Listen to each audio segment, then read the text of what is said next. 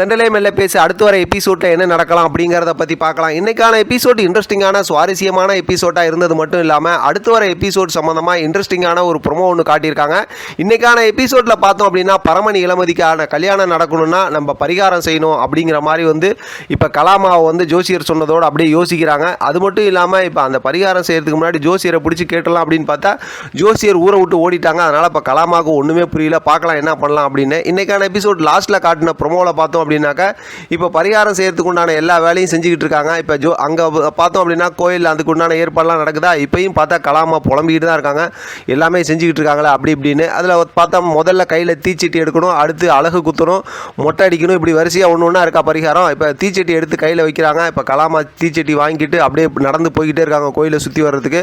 இப்போ பார்த்தா இதெல்லாம் பார்க்குற இளமதி நர்மதா இவங்க சந்தோஷப்படுறாங்க. ஏன்னா அவங்களுக்கு தானே இந்த விஷயம் தெரியும், உண்மை என்னன்னு மற்ற யாருக்கும் தெரியாதெல்லாம். மற்றவங்களாம் பார்த்தா பரமனுக்காக இவ்வளோ விஷயத்த கலாமா செய்கிறாங்களே அப்படிங்கிற மாதிரி தான் மற்றவங்களாம் பார்க்குறாங்க. ஆனால் இது திருட்டுத்தனம் அப்படிங்கிறது கலாமாக்கும் ரஞ்சிதத்துக்கும் தெரியும். அதனால் பார்த்தோம் அப்படின்னா இப்போ கலாமா கையில் தீச்சிட்டி வாங்கணுமே பயங்கரமாக சுடுது எரியுது அப்படி இப்படின்னு சொல்லி பதறிக்கிட்டே தான் நடக்கிறாங்க. இது கொஞ்ச நேரம் நான் வாங்கிக்கிட்டுமா அப்படின்னு வேற சீனை போட்டுக்கிட்டு பக்கத்தில் பார்த்தா அதாவது இவங்க ரஞ்சிதம் வேற சொல்லிக்கிட்டு இருக்கிறாங்க. என்ன பண்ண முடியும், இவங்க தானே வேண்டுதலை நிறைவேற்றணும். அதனால் பார்த்தா கலாமா கையில் தீச்சிட்டி வச்சுக்கிட்டு அப்படியே வேகமாக ஓடுறாங்க. பின்னாடியே பார்த்தோம் அப்படின்னா பரமணி இளமதி எல்லாருமே அப்படியே நடந்து போயிட்டு இருக்காங்க.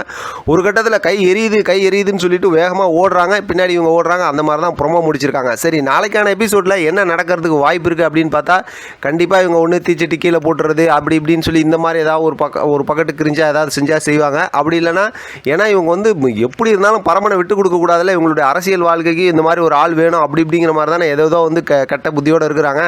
அதனால் பார்த்தோம் அப்படின்னா ஒவ்வொரு வேண்டுதலாக நிறைவேற்றுவாங்க. ஆனால் கலாமாவை பார்த்தோம்னா மொட்டை அடித்து அந்த மாதிரிலாம் கொண்டு போக மாட்டாங்க அப்படிங்கிற மாதிரி தான் யோசிக்க தோணுது. ஏன்னா அப்படி ஒரு கெட்டப் ரொம்ப வில்லத்தனமாக அக்ரெசிவாக ஒரு மாதிரி பயங்கரமாக டெரராக கொண்டு போகிறதுக்கும் வாய்ப்பு இருக்குது. ஏன்னா சீரியல் அந்த மாதிரி ஒரு கதையாக டேர்னிங் பாயிண்ட்டாக அப்படிங்கிற மாதிரி. ஏன்னா எந்த அளவுக்கு பரமனை நம்ப வைக்க முடியுமோ அந்த அளவுக்கு நம்ப வச்சா தான் கரெக்டாக ஏமாற்ற முடியும். ஏன்னா அவ்வளோ சீக்கிரம்லாம் பரமணி இளமதி கல்யாணத்தெல்லாம் ஒன்றும் நடத்திட மாட்டாங்க.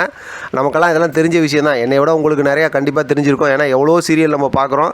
அதனால் கண்டிப்பாக இதில் ட்விஸ்ட் என்ன அப்படிங்கிற மாதிரி பார்த்தோம் அப்படின்னாக்கா இதுக்கு முன்னாடி ஒன்று ஜோசியர் வந்துருவார், அப்படி இல்லாட்டி வேறு ஏதாவது மயக்கம் போட்டு கீழே விழுவுறது அப்படி இப்படி எதாவது வந்ததுமே பரமனுக்கு பார்த்தா இல்லை அவன் கலாமா மேலே ரொம்ப இறக்கம் வந்துடும். உடனே பார்த்தா எனக்கான எல்லாம் செய்ய வந்தாங்க, ஆனால் அவங்களுக்கு மயக்கம் வந்துருச்சு, உடம்பு இப்படி ஆகிடுச்சு, அதனால் ஒன்றும் பிரச்சனை இல்லை அப்படிங்கிற மாதிரி அப்படி தான் ஏதாவது கதையை கொண்டு போவாங்க. எது எப்படியோ அடுத்து வர கதை செம்ம சுவாரஸ்யமாக இருக்க போது. இப்போ இளமதிக்கு எல்லா உண்மையும் தெரியும், ஆனால் அந்த விஷயத்தை பரமனுக்கு எப்படி புரிய வைக்க போகிறாங்க அப்படின்னா. ஆனால் இந்த கதையெல்லாம் ஸ்கிப் பண்ணிவிட்டு கண்டிப்பாக வேறு விஷயத்தை உள்ளே கொண்டு வருவாங்க. அதாவது ஏற்கனவே நம்ம பார்த்த நிறையா விஷயம் இருக்குல்ல, அந்த மாதிரி ஏதாவது ஒரு ஸ்கிரிப்டை தான் அடுத்து உள்ளே கொண்டு வருவாங்க.